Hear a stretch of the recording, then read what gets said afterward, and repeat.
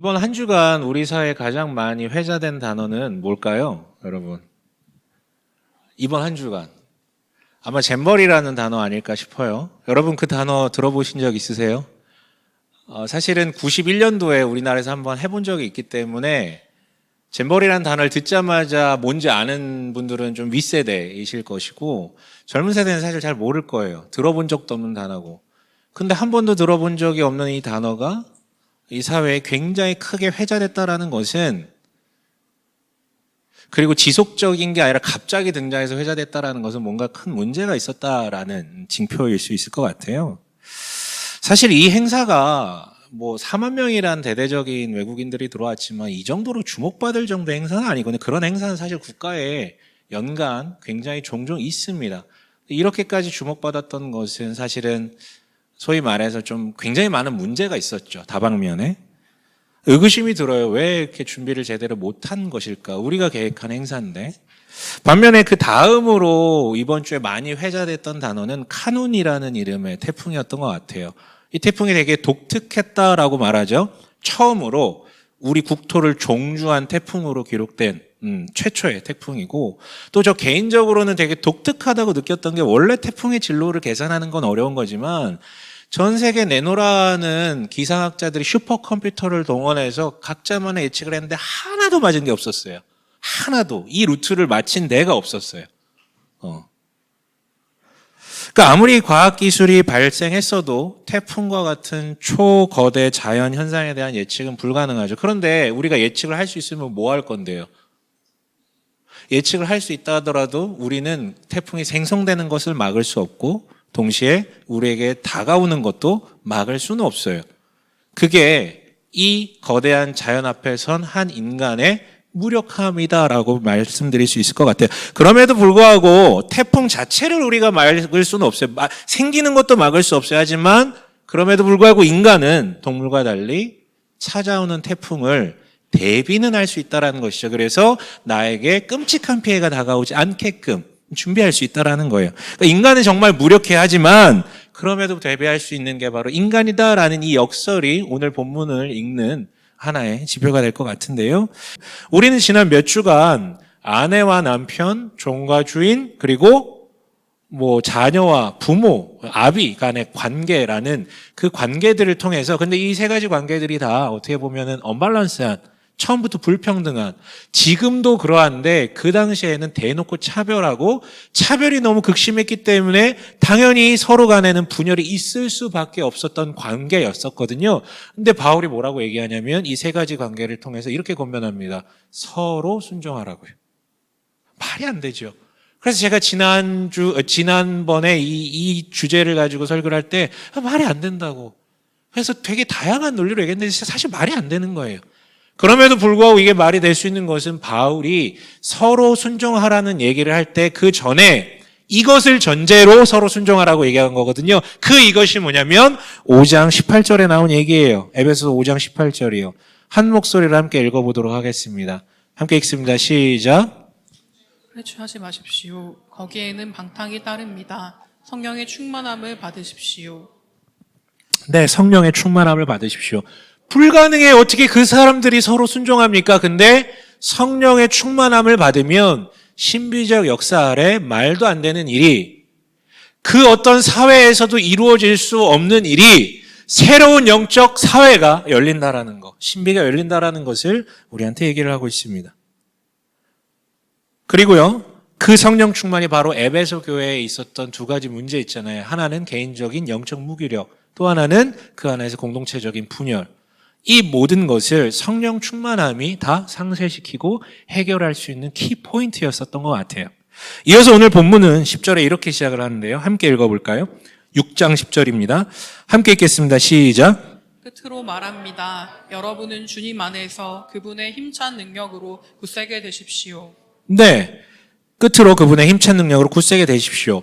이 문장을 통해서 우리는 이게 바로 이 에베소서의 마지막 권면인가 보구나 라는 것을 이해할 수 있는데요. 동시에 뭔가 의구심이 하나 듭니다. 왜냐하면 이 본문을 직역해서 단축시키면 딱 이거거든요. 너희는 강하게 되어라. 아니 분명 우리는 이 세 가지 관계조차도 다 연합시킬 수 있는 성령 충만함이라는 바울의 마지막 피날레 같은 권면을 들었는데 아니 피날레를 장식해놓고 끝으로 하면서 뭔가 찌찌부지하게 이렇게 다른 권면을 하는 이유가 뭘까? 바로 그 이유를 이어서 밝히는데 11절에 이렇게 되어 있습니다. 함께 읽어볼까요? 시작. 악마의 관계에 맞설 수 있도록 하나님이 주시는 온몸을 덮는 갑옷을 입으십시오. 네, 간단해요. 성령 충만이 핵심인데 성령이 충만하여 우리를 거룩하게 만들어 가시고 채워주시고 우리를 정말 샬롬으로 이끌어 가신 그런 노력과 열심이 있음에도 불구하고 그 모든 사역을 도루묵으로 만들려는 반대에 있는 악한 영의 존재가 있기 때문에 노파심에 이 편지를 마무리하기 전에 이 노파심에 이렇게 지금 마지막 권면을 하고 있는 것이죠. 끝으로. 여러분 여기 지금 악마라고 표현된 존재, 12절에는 악한 영이라고 표현된 존재 잠시 상기해 보죠. 이 존재의 시작점이자 근원은 한 단어로 나르시시즘이에요. 즉 자아 뭐라 그래야 될까? 자아 도취. 하나님께서 지으신 피조물 중에 가장 강력하고 우선되는 존재였어요. 그러다 보니까 이 자의식에 사로잡혀서 내가 최고야라는 의식에 사로잡히죠. 근데 가만 보니까 넘을 수 없는 벽이 있네. 이 세상 모든 만물을 자신조차도 만든 최고의 존재 하나님. 참을 수가 없는 거예요. 근데 여러분 기억하셔야 돼요. 나르시시즘에 빠진 인간들이 가장 못하는 게 자기 객관화가 안 돼요. 자기 모습을 정직하게 볼 수가 없거든요. 왜 옆 사람을 두들깁니까? 아무튼 못 보거든요. 그러니까 어떻게 해요? 주시에도 모른 채 하나님께 엉겨붙다가 된통 깨지게 됩니다. 그러나 이 존재는 회개하지 않습니다. 반면 이길 수 없다라는 사실도 분명히 깨달았어요. 하지만 묘수를 내놓는데 바로 하나님의 형상을 건드리는 거예요. 무슨 얘기냐고요? 여러분 액션 영화들 보면 진부한 클리셰가 있잖아요. 어떤 내용들입니까? 주인공을 악당이 괴롭히기 위해서 그 주인공을 건드릴 수 없으니 어떻게 해요? 주인공이 사랑하는 가족이나 연인을 어떻게 하잖아요. 해코지를 하잖아요. 똑같아요. 아니 액션 영화의 클리셰가 바로 악마의 그 준동을 그대로 복사한 것뿐이에요. 마찬가지입니다. 그래서 하나님의 형상을 향한 하나님의 절대적인 사랑, 그게 하나님의 가장 큰 약점이자 맹점이었기 때문에 이것을 공략하기로 한 거죠. 이런 거예요. 악마의 존재 방식이 나르시시즘이라 그랬잖아요. 그렇다면 그 건너편 반대편에 있는 하나님의 존재 방식은 뭘까요? 나르시시즘이 나만 바라보는 거라면 하나님에 대해서 우리가 알고 있는 건 삼위일체예요. 이것을 일상용어로 표현하면 사랑이라고 얘기했잖아요. 악마는 나만, 하나님은 사랑. 그래서 하나님은 그 사랑의 욕구를 충족시키기 위해 또 외부에 사랑을 나누는 하나님의 형상을 만드시죠. 사랑하려고. 그런데 이게 급이 어느 정도 맞아야 사랑이 가능하기 때문에 그들을 특별하게 만드셨는데 그 특별함의 정점은 이런 외모가 아니라 이렇게 만들면 큰일 나죠. 하나님께 좀 원망스러운데 아무튼 외모가 아니라 뭐예요? 자유의지라는 거예요. 자유의지. 왜냐하면 나의 스스로의 선택으로 상대를 좋아하고 따르고 해야만 그것이 진정한 사랑이니까. 근데 이게 하나님의 약점이 되죠. 사랑하기 위해서 자유의지를 주셨는데 이 절대자, 초월자, 아무것도 거스릴 게 없는 이 절대자께서 그 자유의지를 주셨기 때문에 맹점이 생겨요. 얘가 무슨 선택을 할지 그건 난 모르는 거거든. 근데 그걸 허락하세요. 너무 사랑했으니까요. 처음으로 하나님께 하나님이라는 이름에 걸맞지 않은 통제 불가의 영역이 생긴 거죠. 이유는 단 하나, 너무 사랑해서요. 그리고 그 자유의지가 물성화돼서 사람 손에 안겼던 것이 바로 선악과라고 얘기할 수 있고요. 근데 악마가 바로 그 맹점을 파고듭니다. 그래서 찾아가서 유혹하죠. 선악과를 가지고요. 네 지금 속고 있는 거야. 그 양반이 이거 먹으면 니네가 하나님과 같이 된 것을 알고 있기 때문에 먹지 말라고 한 거야. 결국 인간은 그분의 사랑을 의심하고 선악과를 먹음으로 악마를 따라 자신 역시 하나님과 같다고, 내가 하나님이라고 선언하면 이게 타락이잖아요. 그 이후로 인간은요, 악마와 동일한 에너지를 공명하게 됩니다. 즉 하나님이 왕이 아니라 자신이 왕이라고 여기는 것이요. 이것을 가리켜서 죄라고 얘기하죠. 그래서 여러분, 악마의 원욕이 나르시시즘이고 동시에 우리의 죄성의 근원 역시도 나르시시즘이에요. 자아도취, 나만 바라보는 거예요. 그러나 그로 인해 모든 게 다 뒤틀리죠. 스스로 하나님이라고 선언해버렸는데 그 다음에 책임질 수 있는 게 아무것도 없어요. 그래서 여러분, 이런 태풍 하나도 막지 못하는 게 우리의 현실이잖아요. 못 막아요. 물론 여러분, 하나님은 진짜 질척입니다. 너무 사랑하는데 얘가 그렇게 떠나버렸는데도 그 여전한 사랑으로 이들을 버리기는커녕 끊임없이 돌아오라고 계속해서 구애를 해요. 하나님이요. 근데 여러분, 하나님 이렇게 치졸하게 뭔가 질척이는 것과 달리 악마는 너무 간단해. 한마디만 하면 돼요. 하와를 넘길 때부터 늘 이 말은 동일했어요. 악마의 진방 클리셰처럼 귀에다 대고 속삭이면 끝나는 거야. 너 이거 먹으면, 너 이거 가지면, 너 이 사람 만나면, 너 그 자리에 오르면, 너 그런 성취를 얻으면 너 진짜 하나님같이 돼. 사람들이 다 너만 볼 거야. 네가 짱이야. 다른 것도 필요 없어. 맨날 이 문장만 읊어줘요. 귀에다 대고. 근데 다 넘어가요. 그리고 이 넘어간 사람들이 주류가 되어 이 세상 문명을 만들었기 때문에 영적 공격은 영적 세계에 머무르는 것이 아니라 인간들을 통해 물리적으로 구현돼서 서로를 해하게 됐던 것이 지금 우리의 현실이에요. 그래서 이게 바로 여러분 악마의 관계라는 거, 이거 너무나도 무서운 거예요. 알아도 이게 피해가기가 너무나도 어려운. 덧붙여 바울은 그래서 이렇게 표현하죠. 12절 함께 읽어볼까요?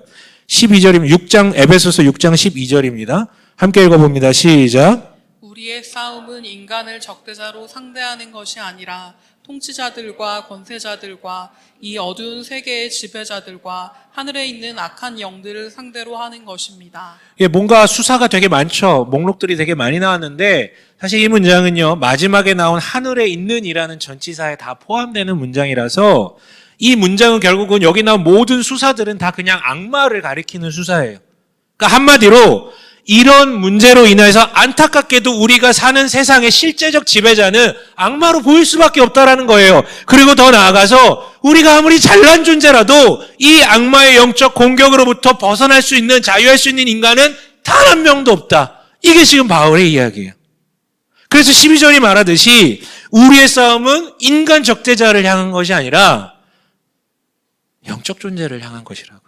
만약 여러분이 이게 인간과의 싸움이라면요, 이거는 결국 의지력의 싸움이에요. 의지력이 있으면 끝까지 견디고 버티고 뭐 대거리라도 할 수 있어요. 뭐 돈 많은 사람이 이긴다 그러죠. 맞아요, 맞는 말인데 의지력이 있으면 어떻게든 한 인간이 원펀치라도 날릴 수 있다라는 거지. 근데 인간이 아니기 때문에 마치 악마는 태풍 같아요. 발생도 막지 못하지만 나에게 찾아오는 것도 막지 못합니다. 하지만 앞서 얘기했잖아요. 태풍이 발생하는 거, 나한테 다가오는 거 막지 못하지만 우리가 할 수 있는 한 가지가 있다고 뭐요? 나에게 극심한 피해가 입지 않게끔 대비 정도는 할 수 있다고요. 맞아요. 그래서 본문은 끝으로라고 얘기하면서 강하게 되어야 한다라고 얘기해요. 그러면 강하게 된다라는 게 바로 그 태풍을 대비하는 방식과 같은 건데 구체적으로 어떻게 대비하는 거냐라고 했을 때 11절에 이렇게 얘기합니다. 11절 다시 한번 읽어볼까요? 함께 읽습니다. 시작. 악마의 관계에 맞설 수 있도록 하나님이 주시는 온몸을 덮는 갑옷을 입으십시오. 네, 개역개정의 익숙한 표현으로는 하나님의 전신갑주를 입으라 라고 얘기하고 있어요. 13절도 동일하게 하나님의 전신갑주를 취하라, 개역개정에 의하면요. 그러니까 이것을 입으면 끝까지 자신을 지킬 수 있다고 13절에 기록되지. 13절 한번 읽어볼게요. 함께 읽어봅니다. 시작. 그러므로 하나님이 주시는 무기로 완전히 무장하십시오. 그래야만 여러분이 악한 날에 이 적대자들을 대항할 수 있으며 모든 일을 끝낸 뒤에 설 수 있을 것입니다. 네, 이것을 입으면, 이것을 취하면 끝까지 자신을 지킬 수 있다라는 것이죠. 이어서 그 갑주들이 뭔지 하나하나씩 지금 구체적으로 명칭을 언급하면서 간단한 소개를 하거든요. 근데 우리는 이것만 보면 잘 이게 무슨 뜻인지 잘 이해를 할 수가 없어요. 왜냐하면 그림 한번 보여주실래요? 바울 살던 시대에 로마 군병의 이 복장이었어요. 그러니까 바울은 지금 이것을 기준으로 해서 사람에게 얘기하고 있고 사람들도 다 이해하고 있었어요. 이게 어떤 용도로 사용되는 것인지. 그래서 바울의 이 간단한 표현도 다 이해가 되는데 지금 우리는 이해가 하나도 안 된다고. 그래서 여러분 구체적으로 하나씩 언급하면서 제가 조금 추가적으로 설명을 해보도록 할게요. 14절 한번 읽어봅니다. 14절이요. 함께 읽겠습니다. 시작. 그러므로 여러분은 진리의 허리띠로 허리를 동이고 정의의 가슴막이로 가슴을 가리고 버티어 서십시오. 첫 번째 무구는요, 진리의 허리띠라는 거예요. 여러분, 우리는 허리띠를 왜 찹니까? 바지 훌러덩하지 않게 방지용. 두 번째로, 좀 패션에 관심 있는 분들은 자신을 드러내기, 매력을 드러내기 위한 장치로, 액세서리로 사용하죠. 그러나 여러분, 이것은 로마 군병에 준해서 지금 얘기하고 있는 거잖아요. 그러니까 전장에서 칼을 들고 순간적인 힘을 계속 써야 되는 이 병사에게 허리띠란 마치 우리 시대로 따지면 역도선수의 헬스하는 사람들이 이 벨트라고 생각하시면 돼요. 여러분, 역도선수들이 왜 그분들은 쫄쫄이 일체형을 입고 있기 때문에 벨트가 필요가 없어요. 바지가 흘러내릴 일이 없어요. 근데 왜 메고 있습니까? 왜 메고 있어요? 이 몸의 코어에 순간적인 힘을 낼 때 벨트를 딱 받쳐주면 힘이 팍 받거든요. 그럼 무게를 칠 수가 있는 것이죠. 배를 올려놓는 용도가 아니에요, 벨트가. 마찬가지로 여러분, 진리의 허리띠가 바로 그런 거예요. 신앙이라는, 그리고 내가 신앙인이라는 나의 존재의 코어에 그 힘을 받쳐주는 그런 능력을 담당하는 것이죠. 간혹 기독교인이라고 말하시는 분들하고 대화하다 보면 어떤 이들은 종종 이 사람이 정말 기독교 신앙을 자신의 진리로, 즉 세상을 바라보는 눈으로 이것만이 이 세상과 우리와 전 시공간에 대한 전반을 해석할 수 있는 유일 진리로 받아들이고 있는 게 맞는가라는 의심이 드는 사람들이 종종 있어요. 몰라서 그럴 수도 있고 이상하게 받아들이고 있는 사람이, 혹은 믿는다고 하시면 진짜 안 믿어. 받아들이지 않았어요. 이 사람들은요, 가만 보면 신앙의 코어가 없기 때문에 너무 쉽게 날아가요. 바람만 훅 불면 그냥 날아가는 거야. 아니면 이단적 사상이 와서 되게 꿀바른 소리로 막 얘기해주면 너무 쉽게 넘어가요. 왜? 진리로 받아들인 적이 없으니까. 근데 여러분, 이 허리띠는 로마 군사에 있어서 또 다른 용도로 사용되었었습니다. 뭐냐면 여기도 기록되어 있는데 허리띠에 뭐가 달려있죠. 뭐가 달려있어요? 칼이 달려있잖아요. 로마 군병의 기본 무기 장착은 하나, 창 들고 있는 거랑 긴 검하고 단검, 이렇게 세 개 들고 그러니까 두 개는 차고 있고 하나 들고 있는 거예요. 그래서 여러분, 이 진리의 허리띠라는 것은 바로 공격용 검을 채워주는 무게 거치대 같은 거였죠. 그래서 여러분, 진리가 부재하면요, 뒤에 나올 내용인데 성령의 검, 곧 하나님의 말씀이라는 무기를 착용하지 못해요. 즉 말씀이 나의 무기가 되지 않는 거죠. 오히려 착용을 못하니까 있는 줄 알고 붙이면 어떻게 돼요? 그냥 떨어지는 거예요. 제 발등 찍어버리는 거죠. 진리가 나의 것이 되지 않은 이에게 말씀이라는 것은 어떻게 보면 자기를 공격하고 자기를 정죄하고 심하면 남까지 공격할 수 있는 말도 안 되는 무기로 변질될 수도 있습니다. 두 번째 무기는요, 정의의 가슴막이라고 되어 있거든요. 여러분, 이것은 지금 가슴이라고 되어 있어서 여기만 두르는 것처럼 보이지만 아니에요. 여기까지 다 두르는. 그리고 이게 끼어 넣는 거기 때문에 등까지도 이렇게 보호하는 거예요. 그래서 가장 중요한 이 몸통, 이 장기들을 보호하는 방어구죠. 그래서 여러분, 정의라는 게 너무 중요해요. 우린 정의롭게 살아야 됩니다. 의롭게 살지 못하는 그 문제들 가운데 마귀가 끼어들어가지고 우리를 공격하기 때문이죠. 그러나 여러분, 여기서 멈추면 우리는 폭망이에요. 여기서 멈추면 그 정의가 우리 안에서 폭탄으로 작용하여 우리를 해하게 만드는 도구가 될 겁니다. 아니, 목사님, 정의롭게 사는 게 왜 자신을 해합니까? 그럴 수 있어요. 그럴 수 있어요. 인간은요, 그럴 수 있어요. 나르시시즘에 빠진 인간은요, 연락해서 정의롭게 살잖아요. 그럼 뭔가 보상을 원합니다, 하나님께. 두 번째로는요, 연락에 살잖아요. 그럼 그게 자기 의가 돼요. 그리고 남을 정죄하죠. 너무 쉽게. 그 정의가 누굽니까? 바로 바리새인들이었잖아요. 너무 정의로워, 너무 율법 잘 지켜. 그러니까 난 맨날 정죄하고 하나님께서 나한테 복 주신다라고 맨날 얘기하고, 크게 자기를 망치는 길이었거든요. 예, 여러분, 우리는 의롭게 살아야 합니다. 절대 잘못된 게 의롭게 사셔야 돼요. 하지만 우리는 또 더 중요한 걸 인정하는 것은 우리 인간은 아무리 의롭게 살아도 그 의를 가지고 하나님 앞에 설 수가 없다라는 거예요. 아무리 의롭게 살아도 심지어 자기 의가 되는 이런 말도 안 되는 이 메커니즘 때문에 그 의를 가지고 하나님 앞에 설 수가 없어요. 이게 우리가 더 확신하는 거예요. 때문에 여러분, 바울이 얘기하는 정의의 가슴막이라는 것의 이 정의는 하나님께서 이렇게 죄로 물들 수밖에 없는, 누가 봐도 여전한 죄인인 우리를 그리스도의 십자가를 토대로 의롭다고 칭해 주신 것. 그래서 그 칭함에 근거해서 의의 신분을 얻은 것. 그거 얘기하는 거예요. 그 의로운 신분을 얻은 것을 확신하고 살면 자기도 모르게 그렇게 살아야 될 것 같아서 그렇게 살게 된다라는 것이죠. 의로운 식으로. 그렇게 보이니까. 그렇게 선하게 살아야 될 게 보이니까.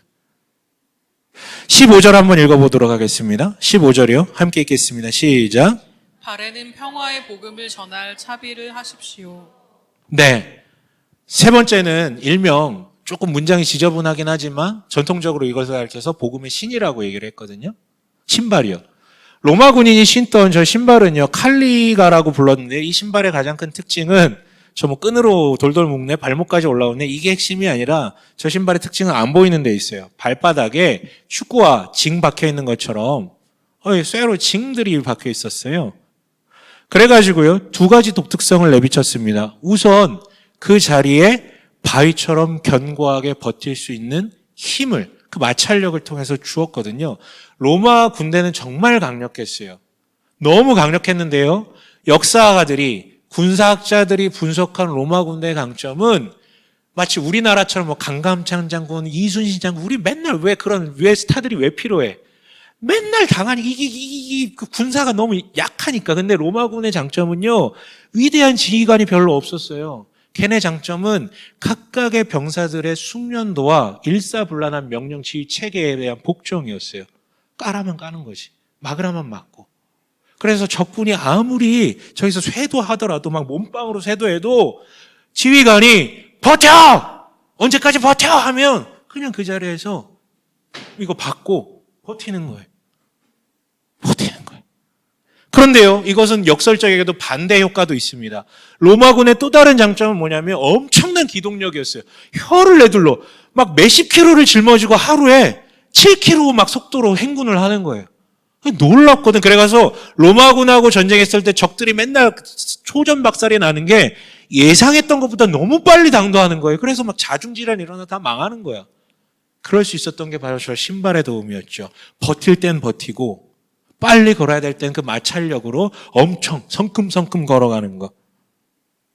예, 그런 면에서 신발은 굳게 버티게 만드는 동시에 역설적이게 신속하게 이동할 수 있는 그런 장비였어요. 그러면서 여러분 오늘 지금 바울이 복음이라고 하지 않고 무슨 복음이라고 얘기하고 있나요? 무슨 복음이라고 얘기했어요? 평화의 복음이라고 얘기하고 있죠. 근데 이거 오역이에요. 죄송하지만. 개역개정으로 읽으면 평안의 복음이라고 얘기하고 있는데 그게 맞아요. 직역하면. 근데 뭐가 다르냐? 평화는 나와 너 사이에 관계가 틀어져서 이게 화평해졌을 때 평화라고 하는 거고, 그러니까 관계적 의미에서의 좋은 거고요. 평안은 남하고 상관없이 내 마음이, 이 안이, 내부가 좋아가지고 느끼는 좋은 점이에요. 여러분, 평안의 복음. 즉, 죄인이었던 우리에게 예수로 말미암아 이 진짜 참된 복이 주어졌다라는 이 복된 소식이 저기 있는 게 아니라 진짜 내가 돼서 그것에 안위를 받고 감사함을 느끼면서 내가 정말 복된 상태로 존재할 수 있다면, 평안을 느낄 수 있다면 이 사람은요, 외부 조건에 전혀 흔들리지 않아요. 그래서 여러분, 하나님의 뜻에 부합하다면 모두가 거기는 아니야, 거긴 험지야, 도망가 라고 할 때 아니야, 버티는 거예요. 아무리 쇄도하더라도 버티는 거예요. 반대로 다들 야, 여기가 제일 좋다, 이게 복이다, 이게 우리를 좋게 한다 라고 아무리 주변에서 떠들어봐도 하나님의 뜻에, 그 명령의 기준에서 분별해 봤을 때 아닌 것 같으면, 옛날엔 좋을 수 있겠지만 지금은 아니라는 생각이 바로 든다면 그 명령에 의존해서 신속하게 이동한다는 거죠. 거침없이. 네 번째 무구는요, 16절 한번 읽어볼까요? 함께 읽겠습니다. 시작. 이 모든 것에 더하여 믿음의 방패를 손에 드십시오. 그것으로써 여러분은 악한 자가 쏘는 모든 불화살을 막아 꺼버릴 수 있을 것입니다. 제가 오늘 평소와 다르게 약간 경향된 것 같은데, 예, 좀 이해해 주십시오. 뭐 누군가 들을 사람이 있나 보죠, 그렇죠? 예, 고요하게 주무시는 분도 계시고, 네. 믿음의 방패라고 지금 소개하고 있거든요. 방패는 뭘 위해서 존재합니까? 적의 공격을 막기 위해서 지금 존재하는 거잖아요. 어떤 공격이래요? 바울이 친절하게 특정 짓고 있어요. 무슨 공격? 공격이 뭐래요? 불화살이라고 하고 있잖아요. 불화살. 그렇죠? 불화살. 여러분, 불화살을 적군이 날리는 이유는 뭡니까? 직접적으로 한 포인트를 찔러가지고 죽이기 위한 부분이 아니라 그것이 어디 떨어지는 상관없어요. 떨어져서 불만 붙으면 돼. 그래서 이 사람을 불태우고 더 나아가 그가 속한 진영까지 다 불태우게 하는 데 목적이 있거든요. 근데 여러분, 악마의 공격이 딱 그와 같아요. 어디 한 부분을 찔러가지고 아프게 하는데, 우리 겁주는데 얘는 의미 없어요. 막, 하고, 이건 아무 의미가 없어요. 귀신, 마귀, 악마라고 불린 존재에게 상관없이 그냥 불이 붙어가지고 얘가 불살라지는 거, 그리고 얘가 속한 그 집단이 다 해체되고 불살라지는 거. 이게 목적이에요. 그래서 얘는 보이지도 않는 저 멀리서, 그래서 내가 어떻게 할 수도 없는 저기서 쏴. 불태워버려. 그래서 여러분, 이 불화살의 정체는요, 전통적으로 뭐라고 규정을 했었냐면 의심이라고 해요. 의심. 하나님이 정말 살아계신 거 맞나? 라는 의심을 끊임없이 불러일으키죠. 근데 아마 여기 계신 분들은 그 정도는 넘어서셨을 거예요. 아니, 물론 너무 고통스러우면 그것도 막 계속해서 흔들리게 되지만. 근데 두 번째는 이거죠. 하나님이 살아계신 건 내가 부정할 수 없는데 정말 나를 사랑하셔? 진짜야? 나를 복되게 하신다는 거 이거 진짜 맞아? 호락말코 같은 소리인데? 근데 내 삶 왜 이래? 더 나아가 하나님께서 맺어주신 관계들, 교회 공동체, 그게 그리스도의 몸이거든요. 근데 의심을 하게 하는 거죠. 쟤네가 나를 사랑할까? 나 위해 기도한다고? 속으로 딴 생각하는 것 같은데. 의심을 불러일으켜요. 결국 하나님의 자녀라는 이미 받아들였던 정체성을 부정하게 만들고 의심하게 만들고 나아가 그 속한 공동체를 의심하게 만들고. 그런데 믿음이란 게 바로 이걸 차단시켜버린다라는 거예요. 존 스토트라는 아주 위대한 목회자께서 이렇게 얘기했었죠. 믿음은 의심이 생길 때 하나님의 약속을 붙들게 하는 힘이고, 믿음은 내가 유혹을 당할 때 하나님의 능력을 붙들게 하는 힘이라고요. 믿음이요. 다섯 번째로 17절 한번 읽어볼까요? 17절 한번 읽어보겠습니다. 함께 읽겠습니다. 시작. 그리고 구원의 투구를 받고 성령의 검, 곧 하나님의 말씀을 받으십시오. 네, 구원의 투구요. 잘 아시겠지만 전장에서 가장 먼저 보호해야 되는 것은 바로 아까 얘기했던 몸통과 또 어디예요? 뭐래요? 이건 깨지면 바로 즉사. 여기 찔리면 바로 즉사이기 때문에. 그래서 여러분, 우리가 잘 아는 스파르타, 그 빨간 망토의 사나이들, 빨간 빤스만 입고 돌아다니는 애들이 그래도 가리는 데는 어디예요? 몸통하고 머리는 가리잖아. 투구는 되게 멋있는 거 쓰거든. 그래서 여러분, 구원의 투구는요, 앞서 얘기했던 몸통을 가리는 정의의 가슴막이와 비슷한 맥락이에요.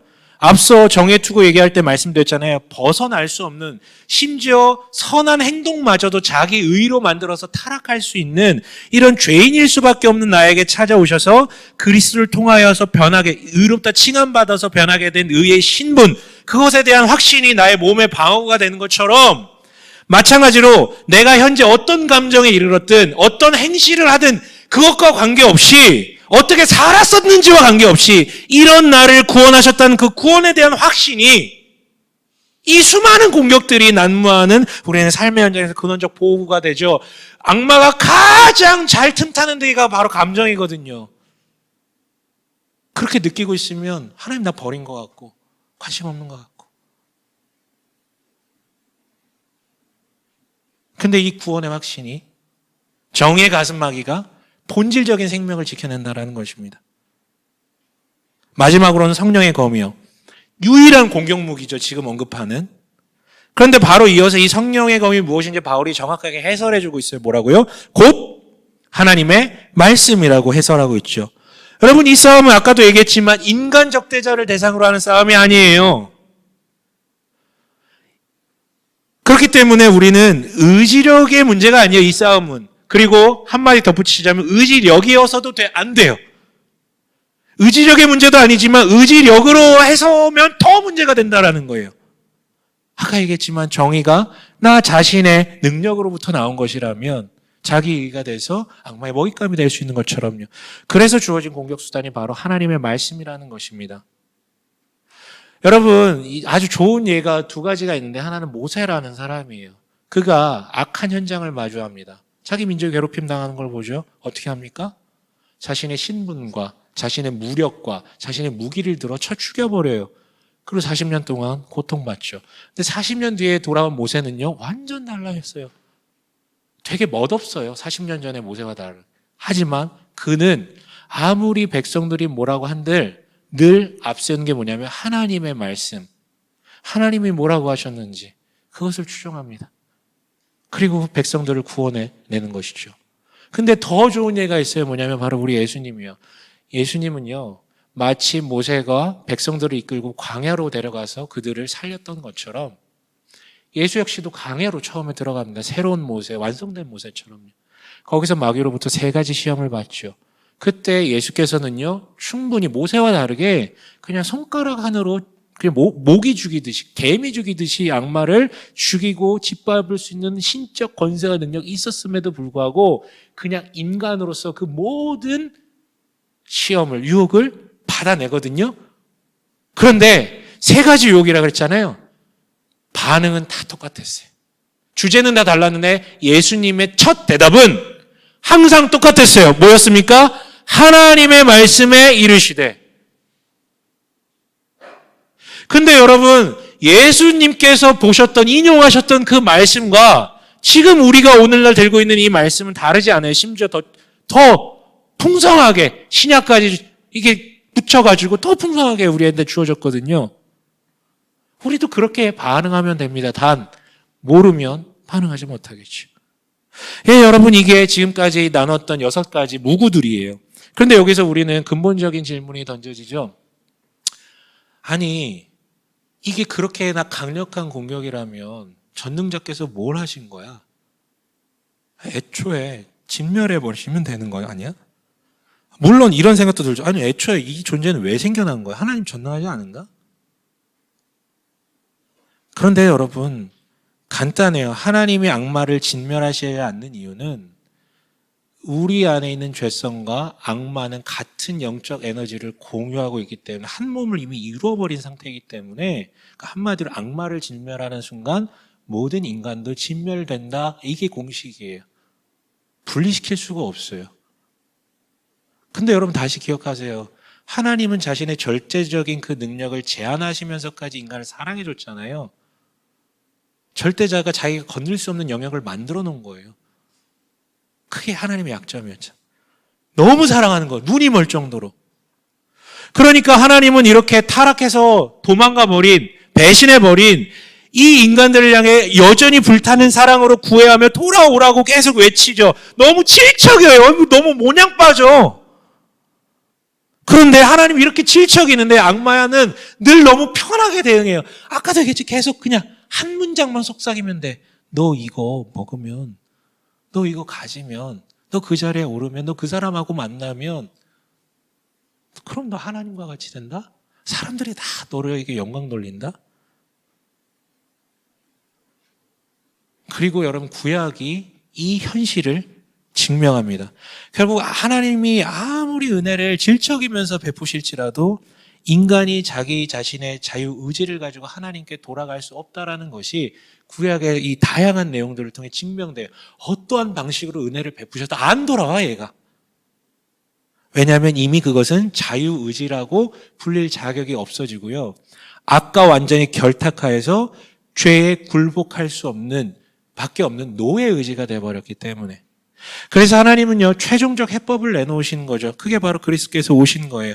여러분, 아까 말씀드렸죠. 하나님의 유일한 약점, 그 사람을 너무 눈멀 정도로 사랑한다는 그 약점을 마귀가 공략했던 것처럼 하나님께서도 마귀의 유일한 약점을 공략하죠. 어떤 약점이요? 마귀는 나르시시즘에 빠져 있다 그랬잖아요. 뭐요? 자아도취, 나만 봐. 그래서 상상을 못하는 거죠. 하나님은 어떻게 대응하세요? 그 맹점을 노려서 자기 희생으로 그거를 뒤엎어버립니다. 그 하나님의 죽음이 죄를 무력화하여 우리를 살리게 된 것이죠. 그래서 여러분, 지금까지 뭐 전쟁, 싸움, 전투 이런 얘기를 했는데요. 이미 다 끝난 얘기예요. 이미 승패는 다 결정된 이야기예요. 2차 세계대전을 비유로 들자면 2차 세계대전 원래는 나치가 승리하고 연합군이 계속 졌거든요. 근데 한 방에 완전 뒤집어져가지고 승기를 굳힌 전쟁이 있었는데 그게 바로 노르망디 상륙작전이었어요. 계속 몰리던 이 연합군이 나치가 절대 예측할 수 없는 포인트에 대대적으로 한 방에 다 상륙을 해버려요. 밀고 쭉 가는 것이죠. 이 날이 출발점이 되어서 그로부터 거의 1년 뒤에 최종 승리를 맛봐 이제 더 이상 전투를 하지 않는, 하지만 그 최종 승리를 찍기까지 1년은 계속 전투를 했지만 역사가들은, 군사학자들은 언제를 승리로 보냐면 최종 승리 박은 날 V-Day가 아니라 노르망디에 상륙한 그날을 이미 승리한 날로 규정해버려요. 물론 뒤에 전투들이 있었지만 그건 아무 영향을 못 미쳤다라고 하는 것이죠. 마치 이와 같아요. 이 악마가 다스리는 것 같은 이 세상에 예수 그리스도라는 분께서 상륙작전을 하신 거죠. 그러므로 이 전쟁의 승패는 이미 결정이 되었어요. 하지만 최종 승리의 날까지, 종말의 날까지 전투는 계속돼요. 아니 오히려 더 발악해요. 너무 이게 전 우주적 승패의 어떤 이 결과물을 뒤집을 수 없는 악한 영들이 너무 괴로워서 너무 짜증나서 더 발광을 하는데, 그들이 할 수 있는 일이란 결국 승패를 뒤집는 건 못하지만 개개인의 그리스도인들을 유혹하여서 그리스도로 인하여서 이루어진 일을 부정하게 만들거나 의심하게 만들거나 기억하지 못하게 만들거나 계속 이 작업을 하는 거예요. 늘 클리셰는 똑같죠. 너 하나님이 아니라 이거 가지면, 이거 먹으면, 이거 취하면 그럼 나 하나님 같이 된다. 이게 바로 바울이 말하는 악마의 관계예요. 실체이고요. 이것은 여러분 천상의 존재만의 이야기가 아니라 현존하는 우리의 물리적 실체 공격이라고요. 그러나 여러분 기억하십시오. 제가 지금까지 계속 얘기했잖아요. 하나님이 눈이 멀 정도의 그 사람, 예수님까지 보내신 분이, 본인이 이 땅에 직접 상륙하셔서 희생하신 분이 하나님도 뒤가 없어요. 예수님을 보냈었을 때부터. 그래서 여러분 에베소서의 가장 중요한 권면이 뭐라 그랬죠? 성령 충만함을 받으라고요. 이거 기억하세요. 상륙작전을 성공적으로 이끄신 예수께서는 본인의 모든 업무를 다 이루시고 훗날 도래할 승리를 확정할 채 승천하시죠. 그러면서 동시에 바톤터치에서 대리자로 내려오신 총사령관이 계신데 그게 바로 성령 하나님이시라는 거예요.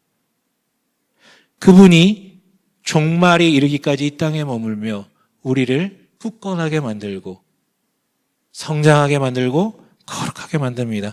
개개인에게 임재하시사 우리를 대신해서 대리전을 펼치고 계시다고요. 최종 승리까지 우리를 끌고 가세요.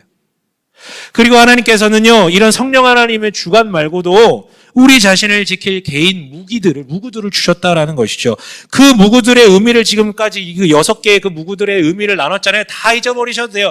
하나만 기억하세요. 이 무기들은 내가 만들어낸 게 아니라, 내가 성취해야 되는 게 아니라 이미 내가 믿기 전부터 우리에게 주어진 거라고요. 그냥 잡고 취해서 입으면 되는 거라고요. 우리의 노력과 관계없이 이미 그가 다 주신 거라고요. 그렇다면 여러분 우리는 어떻게 해야 될까요? 개혁개정 기준의 11절에 아까 뭐라 그랬죠? 하나님의 전신갑주를 입으라. 13절에는 하나님의 전신갑주를 취하라. 입고 취하는 거예요. 우리를 위해서 준비된 무구는 이미 다 준비가 돼서 주어졌다고요. 그런데 우리가 그 무구들이 있음에 대해서 무지하고 있다면, 성령이 계신 것에 대해서 무지하고 있다면 그건 뭐 나가리죠. 동시에 아는데 입기 싫어, 귀찮아, 안 써, 그럼 나가리죠. 여러분 총사령관이 성령님이시고 승리도 이미 결정돼가지고 다 인도하고 계신데 그 대호 안에 있는 한 군사가 나는 싫은데, 나는 이거 걸치기 싫은데, 무겁잖아요, 땀나잖아요, 여름인데 누가 있던 거 주래? 라고 하면서 안 입어. 그건 여러분 성령 책임이십니까? 아니면 그 군사 책임입니까? 그 군사 책임이죠. 아무리 교회에 속해 있다 할지라도, 아무리 말씀을 본다 할지라도 그 사람 책임이죠. 여러분 그것을 착용하십시오.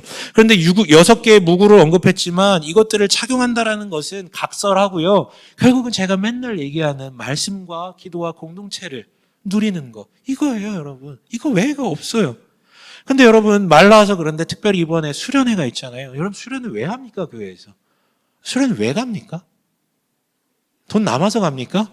아니요. 우리의 일상이 눈에 띄는 모든 것들이 우리에게 영적 공격을 하는 대상이 되거든요. 그래서 그것들을 조금 잘라내고 좀 떠나서 그리스도를 믿는 이들끼리 나아가서 말씀과 기도와 공동체에 집중해보고 붐업해서 영적 무구들이 막 떨어져 있고 막 헐렁헐렁하고 다 낡아 있는 거 다시 빼빠래. 이거 너무 옛날 사람인데 아무튼 이거 하고 다시 뭐 가죽끈 다시 직정에 매고 없으면 다시 받고 이러려고 하는 거예요, 수련회라는 게. 그래서 여러분께 말씀드리고 싶은 것은 특별하게 그때 뭐 문제가 있거나 사정이 있는 게 아니라면 같이 좀 참여하셨으면 좋겠어요. 왜 사람들이 수련회를 통해 하나님을 만나고 뭔가 인생의 전환이 있고 뭔가 리프레시가 되고 하는 이유? 다 그런 것들 때문이에요. 아니 자기가 불건강하다고 생각을 하면 자기가 영적으로 아프다고 생각을 하면 이 길 가야죠. 여길 가야죠. 이런 기회를 붙잡아야죠. 이런 기회들조차도 스스로 밀어버린다면 여러분 우리 이음숙 교회는요. 그리고 저라는 여러분들을 지도해야 되는 목사는요. 할 수 있는 게 아무것도 없습니다. 저는 제가 맨날 말씀드리죠. 전 강제하지 않아요. 성인들을 뭘 강제합니까? 강제로 신앙이 된다라는 것도 아니고. 하지만 이런 기회들을 계속해서 그리고 비치하는데도 불구하고 스스로 거부한다면 저는 답이 없어요, 사실은. 스스로 무기착용을 안 하는 사람은 강제할 수 없습니다. 그리고 여러분 두 번째로 18절 한번 마지막으로 읽어볼까요? 함께 읽겠습니다. 시작. 온갖 기도와 간구로 언제나 성령 안에서 기도하십시오. 이것을 위하여 늘 깨어서 끝까지 참으면서 모든 성도를 위하여 간구하십시오. 네. 이 모든 무기가 나의 전신갑주가 되어 생동력 있게 일하게 하는 주체는 여러분 잊지 마세요. 나가 아니라 성령님이시라고 내 안에 계신 성령님이요. 그분이 이 전쟁의 주체예요. 그래서 여러분 우리는 성령 충만을 간구해야 되고요. 성령을 통해서 나를 통해 역사하시길 매일 간구해야 돼요. 근데 이건 저도 참 부끄러운 부분인데요. 우리가 기도를 겁나게 안 해요. 진짜 안 합니다. 문제 터지지 않는 이상 하지 않습니다. 그런데 사실 기도할 제목은 넘쳐나거든요. 천지 삐까리거든요. 매일같이 말씀만 봐도요. 말씀을 통해서 직면되는 것이 있어요. 나의 어떤 부끄러운 부분들이.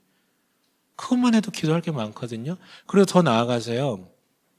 내 주변에 여러분 주변 조금만 돌아보십시오. 아픈 사람들 얼마나 많습니까?